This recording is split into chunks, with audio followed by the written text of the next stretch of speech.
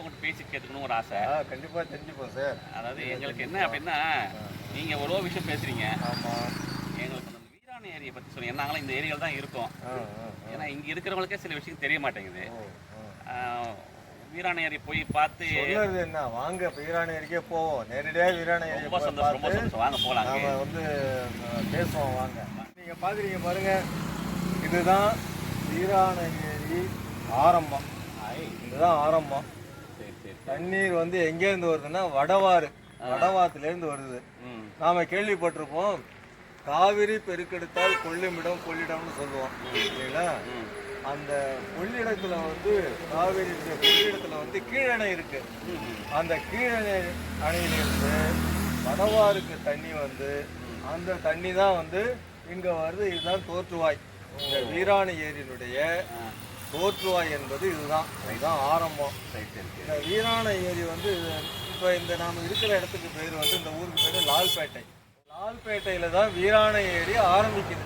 இந்த வீராணை ஏரி சொன்னேன், வடவாத்திலே தண்ணி வருதுன்னு சொன்னேன் இல்லைங்களா. இந்த வீராணை ஏரி எங்க போய் முடியுதுன்னு சொன்னா, சேத்தியாத்தோவுக்கு பக்கத்துல பூதங்குடின்னு ஒரு ஊர் இருக்கு. அந்த ஊர் வந்து இந்த வீராணை ஏரி போகுது. இந்த வீராணை ஏரியுடைய மொத்த நீளம் 11.2 கிலோமீட்டர். 11.2 கிலோமீட்டர் நீளம்.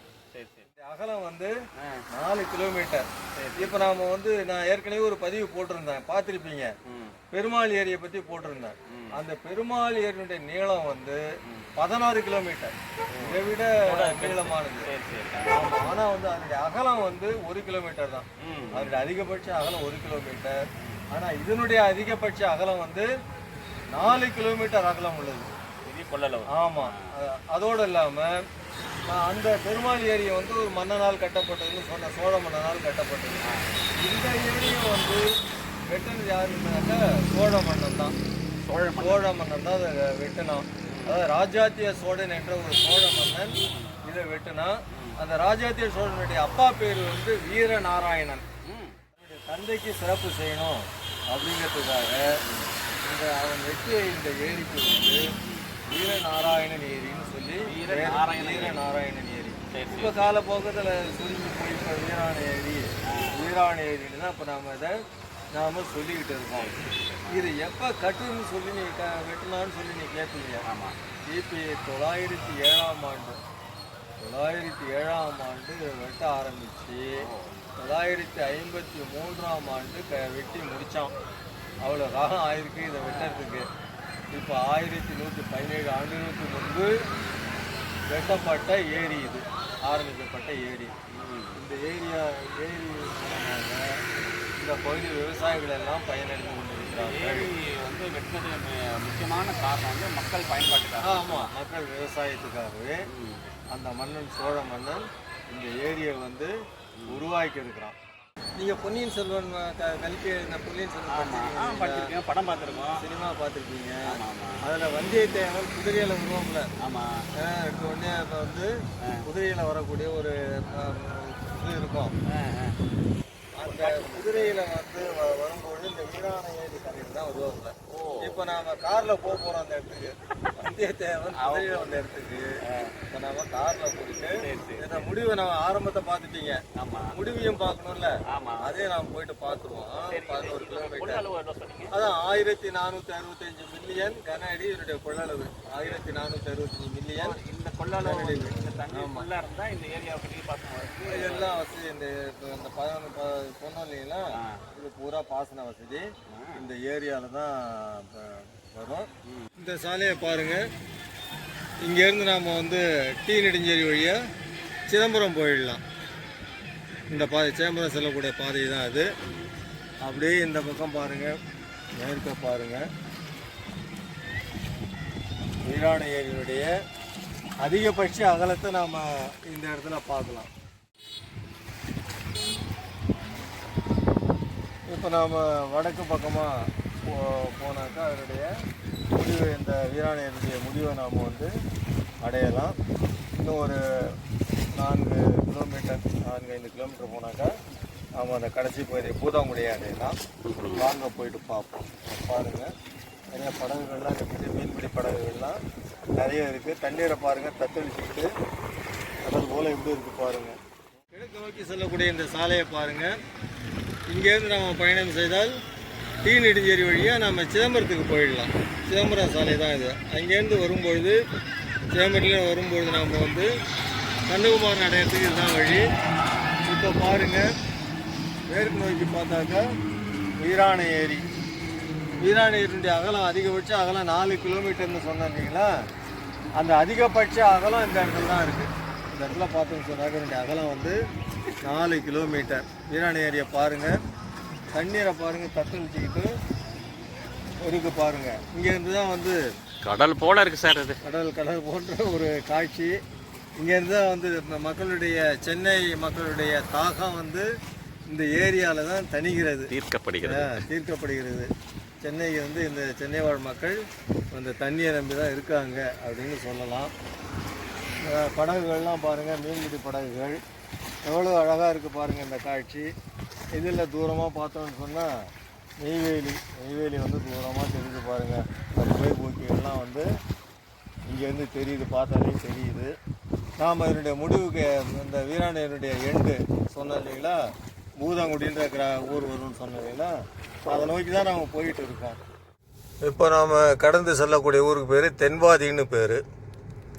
இந்த பகுதி வந்து எங்கேயும் பாருங்கள் நெல் விளைச்சல். இந்த பட்டத்துலேயே வந்து நெல்லெல்லாம் நிறைய விளைஞ்சிருக்குது பாருங்கள். இந்த ஏரியினுடைய பயனாக அஜாத்திய சோழன் வெட்டிய இந்த ஏரி இன்றளவும் 1000 வருஷம் கடந்தும் இந்த மக்களுக்கு வந்து பயன் கொடுக்குது பாருங்கள். இப்போ நம்ம அந்த கூலப்பாடி அப்படிங்கிற ஊரை கடந்து போயிட்டு இருக்கோம்.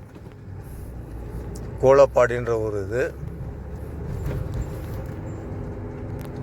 நிறைய தென்னை மரங்கள், வயல்வெளிகள், நல்ல பசு பசேன்னு இருக்கு இந்த ஏரியா. அதே போல் வந்து கரும்பு பயிரிட்டுருக்காங்க பாருங்கள்.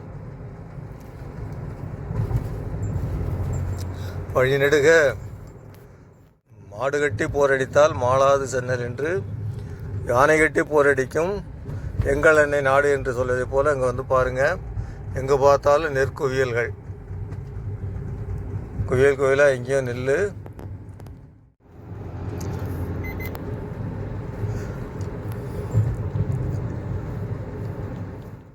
வீராணை ஏரி எந்த இடத்துல முடியுதோ அதை நோக்கி இப்போ நாம் பயணம் செஞ்சுக்கிட்டு இருக்கோம்.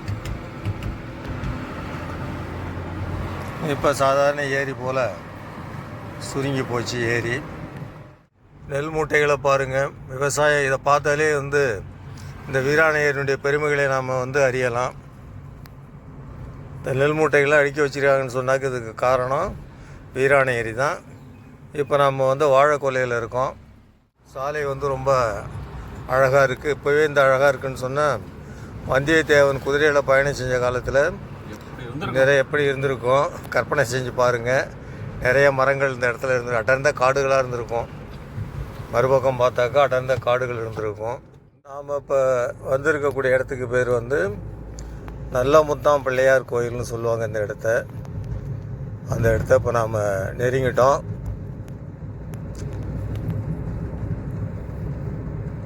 அடுத்து பரிபூர்ண நத்தம். அந்த ஊருக்கு பேர் பரிபூர்ண நத்தம் அப்படின்னு பேர். நாம் கடந்து வந்த பாதி நல்ல முத்தாம் பிள்ளையார் கோயில்னு சொன்னீங்களா, அதிலேருந்து நாம் கிழக்கு நோக்கி பயணம் செஞ்சால் வழியில் பூந்தோட்டம், வடப்பாக்கம், பூந்தோட்டம், சித்தலூர்ன்ற ஊர்லாம் வரும். அங்கேருந்து நம்ம சேம்பரம் போயிடலாம். அது சேம்பரத்துக்கு செல்லக்கூடிய வழிகளில் அதுவும் ஒன்று. தூரத்தில் பாருங்கள் ஒரு மண்டபம் போல் இருக்குது பாருங்கள். அதுதான் முடிவு, வீராணேருடைய முடிவு. அங்கேருந்து தான் வந்து தண்ணீரானது சென்னைக்கு கொண்டு செல்லப்படுகிறது. இன்னும் ஒரு சில வினாடிகளில் நாம் அந்த இடத்துக்கு போயிடலாம். தொடக்கத்தை நாம் அங்கே பார்த்தோம், லால்பேட்டையில் தொடக்கத்தை பார்த்தோம். இப்போ நாம் வீராணேருடைய முடிவை பார்க்குறோம். இந்த இடத்தோட வந்து வீராணேரு இந்த இடத்துல இருந்து அந்த நீரேற்றும் குழாய் இந்த இடத்துல இருந்து தான் இதுதான் ஆரம்பம். சென்னைக்கு வந்து நீர் கொண்டு போகக்கூடிய இடம் இதுதான். வீராணமேரியுடைய முடிவு. சின்ன குளம் போல் காட்சி அளிக்குது பாருங்கள் இந்த இடம்.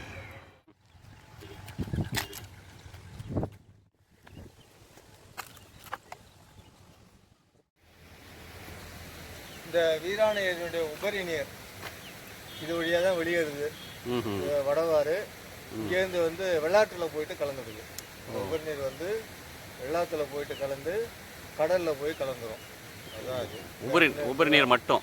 ஆமாம், உபரி நீர் வந்து பாசனத்துக்கு இதுலேயே உண்டு இல்லைங்களா? ஆமாம், மொத்தம் வந்து இந்த பாசன வசதி வந்து 44,656 ஏக்கர் 44,656 ஏக்கர் இந்த வீராணை ஏரியால் பாசன வசதி பெறுகிறது. மொத்தமாக அவ்வளோ ஏக்கர் வந்து பாசன வசதி பெறுகிறது. நாட்டில் வந்து உணவு பஞ்சத்தை போக்கக்கூடிய ஒரு இடம் இது. இந்த தண்ணி மூலமாக இவ்வளவு வந்து உணவு உற்பத்தி ரொம்ப வரலாற்று சிறப்பு மிக்கதாக இருக்கு. கரும்பு, சோளம், நீங்கள் சொன்னது போல வரலாற்று சிறப்பு மிக்க இந்த ஏரி, இதை பாதுகாக்க வேண்டியது நம்முடைய கடமை. நம்முடைய நன்மைக்காக பிற்கால சந்ததி நாமெல்லாம் பயன்பட வேண்டும் என்பதற்காக தான் அந்த சோழ மன்னர் ராஜாத்திய சோழன் இந்த ஏரியை அமைத்தான். இதை காப்பாற்ற வேண்டி நம்முடைய பிற்கால சந்ததியினருக்கு இதை அளிக்க வேண்டியது நம்முடைய கடமை என்பதை இந்த நேரத்தில் நான் தெரிவித்துக் கொள்ள விரும்புகிறேன். இது வந்து பள்ளி குழந்தைங்களுக்கும் வந்து இந்த மெசேஜ் வந்து போகணுங்க. கண்டிப்பாக போகணும். நல்லா அழகாக சொன்னீங்க. பள்ளி பிள்ளைகளுக்கு இதை வந்து இந்த ஏரியை பற்றியே ஒரு பாடம் வைக்கலாம். தமிழ்நாட்டில் என்னென்ன ஏரிகள் இருக்கோ, பெருமாள் ஏரி நிறைய பேருக்கு தெரியல. பெருமாள் ஏரி இது போல தான் அந்த ஏரியும் எவ்வளோ ஏக்கர் 10,000 ஏக்கருக்கு மேலே பாசன வசதி பெறக்கூடிய ஏரி அது. இப்படி ஒவ்வொரு ஏரியை பற்றியும் மக்கள், பிள்ளைகள், பள்ளி பிள்ளைகள் எல்லாம் தெளிவாக தெரிந்து கொண்டு இந்த பதிவு மூலம் ஒரு விண்ணப்பம் என்னென்னா, பள்ளி குழந்தைங்களை வந்து ஆசிரியர் மக்களோ இல்லை பெற்றோர்களோ அழைச்சிட்டு வந்து இந்த ஏரியை வந்து காமிச்சு இதனுடைய சிறப்பு சொன்னால் தான் அது வந்து எதிர்கால சந்ததிகளுக்கு நிறைய வரப்பிரசாதமாக இருக்கும். சொல்லும் பொழுது இந்த ஏரியெல்லாம் கொண்டு வந்து காட்டணும். பள்ளி பிள்ளைகளுக்கெல்லாம் இதனுடைய வரலாறு என்ன அப்படிங்கெல்லாம் தெளிவாக தெரிவிக்கணும். தெரிவித்தாதான் அவங்களுக்கு வந்து இதனுடைய இதெல்லாம் தெரியும். எப்படி காப்பாற்ற வேண்டும் பின்னாடி அப்படின்ற வரலாற்றெல்லாம் வந்து அவங்களுக்கு சொன்னால் தான் அவங்களுக்கு புரியும். அதே பாடத்திட்டத்தில் கூட இந்த ஏரிகளை பற்றி, அந்த வரலாறை பற்றியெல்லாம் பாடங்கள் இருக்க வேண்டும் என்பது இந்த நேரத்தில் நாம் வந்து தெரிவிச்சுக்கணும். நன்றியா, ரொம்ப நன்றி, வணக்கம்.